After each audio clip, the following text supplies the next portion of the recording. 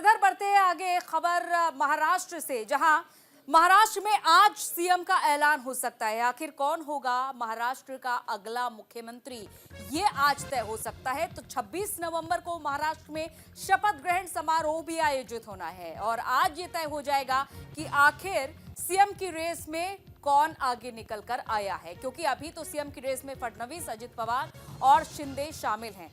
लेकिन आखिर केंद्र की तरफ से किसे सत्ता की चाबी दी जाएगी, किसको कुर्सी पर बिठाया जाएगा और किसे केंद्र में अपने पास बुलाया जाएगा, इस पर भी नजर रहेगी। किसे कौन सा इनाम दिया जाना है, पहले नंबर का इनाम किसे मिलेगा, दूसरे नंबर का इनाम किसे मिलेगा, तीसरे नंबर का इनाम किसे मिलेगा, तो ये फिलहाल देखना होगा, क्योंकि काम के अनुसार सभी को इनाम मिलेंगे। जाहिर तौर पर अगर देवेंद्र फडणवीस की बात करें, लंबा इंतजार भी किया है और सब्र भी किया है। डिप्टी सीएम की कुर्सी पर वो बैठे रहे आखिर 2.5 साल तक, और उन्होंने इस लंबे इंतजार में रिजल्ट भी बीजेपी के पक्ष में ही दिया। एक तरीके से जो सीटों में बढ़त मिली है और स्ट्राइक रेट भी बीजेपी का अच्छा खासा रहा है, 88% रहा है स्ट्राइक रेट इस बार। तो ये तमाम जो देखने वाली बात है, जमीनी स्तर पर जो देवेंद्र फडणवीस का काम रहा है, वो कहीं ना कहीं बीजेपी के लिए एक सराहनीय पहल के तौर पर भी देखा जा रहा है। क्योंकि जब पीएम नरेंद्र मोदी पहुंचे थे बीजेपी मुख्यालय में, अपने संबोधन में सबसे पहले उन्होंने यही कहा था कि देवेंद्र फडणवीस मेरे परम मित्र हैं। हालांकि उन्होंने एकनाथ शिंदे और अजित पवार की भी सराहना की थी, लेकिन उन्होंने फडणवीस के लिए परम मित्र शब्द का उपयोग भी किया था। अब ये परम मित्रता का परिणाम क्या होगा देवेंद्र फडणवीस के लिए, ये फिलहाल देखना होगा। लेकिन महाराष्ट्र की सियासत में आज कुछ नया देखने को मिलने वाला है। हालांकि बीजेपी हर बार अपने फैसले से चौंकाती भी है। उसका परिणाम हमने देखा कि राजस्थान में भी, मध्य प्रदेश में भी कुछ ऐसे चेहरों को मुख्यमंत्री पद पर बिठाया गया जो ज्यादा चर्चा में नहीं रहे थे। लेकिन अब महाराष्ट्र में क्या देखने को मिलेगा, फिलहाल ये देखेगा।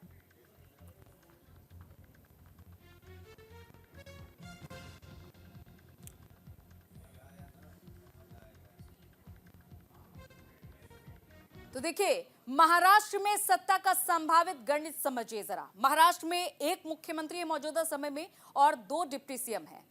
डिप्टी सीएम का फॉर्मूला तय हो चुका है। हर 6 से 7 विधायक पर एक मंत्री पद का फॉर्मूला तय हुआ है। महाराष्ट्र में बीजेपी के सबसे ज्यादा विधायक हैं जाहिर तौर पर मौजूदा समय में, और बीजेपी के 22 से 24 विधायक मंत्री बन सकते हैं। शिंदे गुट के 10 से 12 विधायक मंत्री बन सकते हैं, तो वहीं अजित गुट के 8 से 10 विधायक मंत्री बन सकते हैं। तो 22 मंत्रियों में से किसे कौन सा विभाग दिया जाएगा, ये तो फिलहाल बाद में चर्चा का विषय रहेगा। लेकिन अभी ये देखना होगा कि किस पार्टी से कितने विधायक रहने वाले हैं। और मुंबई से शुभम पांडे हमारे साथ इस खबर पर जुड़ चुके हैं। शुभम, आज नई तस्वीर निकलने वाली है महाराष्ट्र की सियासत से। आखिर कौन मुख्यमंत्री बनेगा शुभम, इस पर सभी की निगाहें टिकी हुई है। किसे इनाम मिलने वाला है? देखिए, बिल्कुल 2 नामों की चर्चा इस वक्त दिखाई दे रही है। एक तो मौजूदा वर्तमान के जो मुख्यमंत्री एकनाथ शिंदे, उनके जो दल के विधायक है वो एकनाथ शिंदे के मुख्यमंत्री होने की वापस से मांग करें। दूसरी, नागपुर आरएसएस हेडक्वार्टर से देवेंद्र फडणवीस को दोबारा फिर से एक बार 2014 से 2019 तक, जब तक वो बतौर मुख्यमंत्री थी 5 साल, तो उन्हें वापस से कमान सौंपने की बात जो है कही जाए। लेकिन तीनों बड़े नेता, चाहे देवेंद्र फडणवीस हो, एकनाथ शिंदे और अजित पवार, इस वक्त आज दिल्ली जो है वो पहुंचेंगे और अमित शाह से मुलाकात है। और लगभग ये तय माना जा रहा है कि एक सीएम 2 डिप्टी सीएम, जब तक जो पिछले सरकार में 2023 से जो चलते आ रहे हैं, एक सीएम 2 डिप्टी सीएम, उसी तर्ज पर आगे अगले 5 साल भी ये महाराष्ट्र सरकार जो चलाने की बातचीत चल रही है।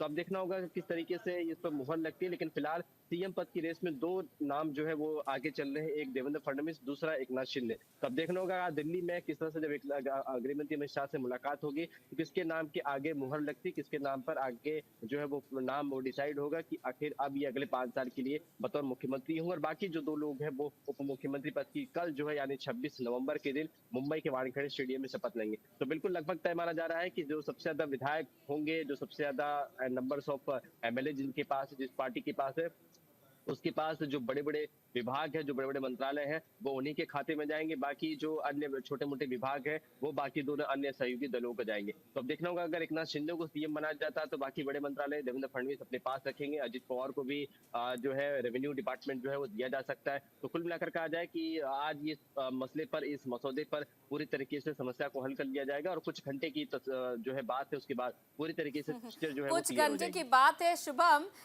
लेकिन ये देखना होगा कि जब दिल्ली से पर्ची आएगी कहीं ऐसा ना हो कि पर्ची खोलने वाला ही नाम देखकर चौंक जाए, जैसा कि राजस्थान में हमने देखा था, मध्य प्रदेश में देखा था, छत्तीसगढ़ में देखा था। तो किसी और का नाम ना निकल कर आ जाए सामने। और हम चर्चा कर रहे हैं देवेंद्र फडणवीस और एकनाथ शिंदे की। देखिए, राजनीति में सब कुछ संभव है। देखिए, अब हम कह सकते हैं कि जिस तरह राजस्थान में जो हमने तस्वीर देखी, महाराष्ट्र में भी हो सकती है, लाजमी है। क्योंकि लेकिन देवेंद्र फडणवीस के नेतृत्व में चुनाव लड़ा गया है और एकनाथ शिंदे को ये उन्हें आश्वासन दिया गया था कि भाई हमारे आप साथ रहिए, शिवसेना उद्धव ठाकरे से बगावत करिए, हम आपको सीएम बनाएंगे। सीएम उन्होंने वो बने भी, उसके बाद अब चुनाव लड़े, रिजल्ट अच्छे आए हैं। तो अब देखना, राजनीति में कुछ भी जो है वो असंभव है, कुछ भी संभव हो सकता है। तो कुछ घंटे की तस्वीर है, उसके बाद साफ हो जाएगा कि पर्ची में किसका नाम लिखा है। पर्ची खुलते ही पूरे न सिर्फ महाराष्ट्र के लोग जिस तरह से ये रिजल्ट देखकर जो है आश्चर्यचकित हो चुके हैं, तो शायद हो सकता है कि ये सीएम पद को लेकर भी आश्चर्यचकित हो सकते हैं। लेकिन जो हमें जानकारी मिली है कि लगभग 2 नाम जो है वो तय माने जा रहे हैं, जिसमें से एक देवेंद्र फडणवीस का और दूसरा एकनाथ शिंदे का। ठीक है, अब शुभम आप अपनी नजर बना कर रखिएगा उस पर्ची पर। फिलहाल इधर ये अपडेट सामने आ रही कि शिवसेना उद्धव गुट के विधायकों की आज बैठक होने वाली है। उद्धव ठाकरे की मौजूदगी में बैठक होगी। दोपहर 12 बजे मातोश्री में ये बैठक होगी। तो शिवसेना उद्धव गुट के विधायकों की बैठक होगी।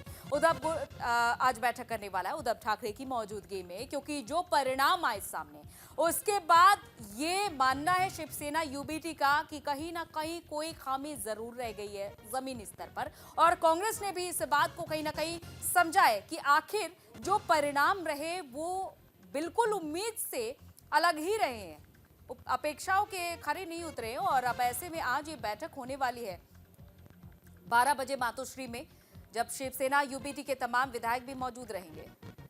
और शुभम पांडे का वापस से रुख कर लेते हैं। शुभम पांडे, आज बैठक भी होने वाली है शिवसेना यूबीटी गुट की।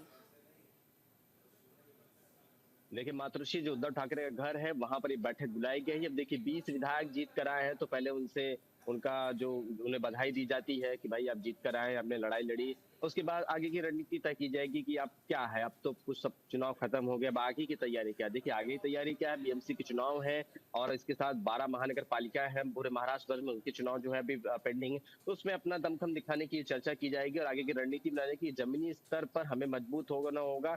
जो धनुष बाण था वो उद्धव ठाकरे के पास नहीं, मशाल है, मशाल लोगों के बीच जाना होगा। और शायद यही वजह है कि जो चुनाव चिन्ह का जो फर्क पड़ा, इसी वजह से लोगों का मतदान जो है वो डाइवर्ट हुआ, दूसरी पार्टियों की तरफ जो नंबर ऑफ एमएलए उनकी संख्या बढ़ गई। तो इसी पर चर्चा की जाएगी कि इस तरह से जमीनी स्तर पर मजबूत है या कोई ऐसे बयान जो है नहीं देने चाहिए जिसका हमें खामियाजा भुगतना पड़े। क्योंकि विधानसभा में इस तरह से बयानबाजी हुई और नतीजा है कि महायुति जो है जीत कर आई। तो अभी ये उद्धव ठाकरे चर्चा करेंगे अपने अपने बेटे के साथ, अजित ठाकरे जो भी विधायक चुनकर आए हैं, संजय राउत होंगे। तो इस चर्चा की जाएगी कि आगे क्या क्या करना है, आगे किस तरह से रणनीति, किस तरह से पार्टी को एक स्टैंडर्ड पे लेके जाना है, उसे खड़ा करना है, मजबूत करना है। यही सब चर्चा जो है करने के लिए आज उद्धव ठाकरे घर पे तमाम 20 विधायकों को और जो एमएलसी है, जो सांसद है, उन सभी को बुलाया गया है। कहाँ तो शुभम ये देखा जा रहा था कि पहले से ही खुद की सीट तय कर रहे थे और संजय राउत ने कहा था कि हमारे तो 160 से 165 विधायक जीतेंगे। और यही बीजेपी की ओर से भी कहा जा रहा था कि महायुति के 160 से 165 विधायक जीत सकते हैं। लेकिन परिणाम तो कुछ और ही रहे। खैर, ये तो किसी को अंदाजा नहीं था। और कहाँ तो रिजॉर्ट बुक किए जा रहे थे, होटल बुक किए जा रहे थे कि जो भी विधायक जीत के आएगा वो सीधा होटल में आएगा। और कहाँ अब जमीनी स्तर पर खुद को टटोलने के लिए बैठक की जा रही है शिवसेना यूबीटी की ओर से। देखिए, प्लानिंग की गई थी कि अगर हमारी सीट जीते आएंगी तो उद्धव ठाकरे की ओर से प्लानिंग की थी कि होटल बुक करके जो है तमाम विधायकों को रखा जाएगा कि कहीं विधायक टूट कर चले जाए। अब विधायक ही नहीं आए तो टूट कर जाएंगे कहाँ, 20 ही विधायक आपके पास है। तो आप देखिए, अब चर्चा आप घर में ही होगी और कोई स्थान तो है नहीं। अब इन्हें भी संभाल के रखना है ना, जो 20 विधायक इन्हें भी संभाल रखा है, कहीं ये भी टूट के खिसक कर बीजेपी एकनाथ शिंदे गुट में न चले जाए। क्योंकि आधी तो शिवसेना उद्धव ठाकरे के पास से खाली हो चुकी है, वो तमाम जो कार्यकर्ता पदाधिकारी वो जा चुके। अब 5 साल के लिए सत्ता एकनाथ शिंदे के पास है, तो जाहिर सी बात है अब खिसकने का जो सिलसिला, टूटने का जो सिलसिला है, वो धीरे धीरे शुरू हो जाएगा। लोग वहां पर जो है अपनी लाइन लगा खड़े, भाई हमें भी पार्टी में शामिल कराइए। तो अब उद्धव ठाकरे के बाद जो है बचाने के लिए कुछ नहीं है। अब सिर्फ जो 20 एमएलए है, जो 9 सांसद है, कुछ एमएलसी है, उन्हें संभाल कर रखना है। उन्हें भी अगर आप तू तड़ाके बात करेंगे या उन्हीं से भी आप जो बिल्कुल, करेंगे और तो एकनाथ शिंदे के क्योंकि जनता बहुत ही स्मूथली शिफ्ट हुई है असली और नकली की इस लड़ाई में। शुभम, बहुत बहुत शुक्रिया तमाम जानकारी के लिए।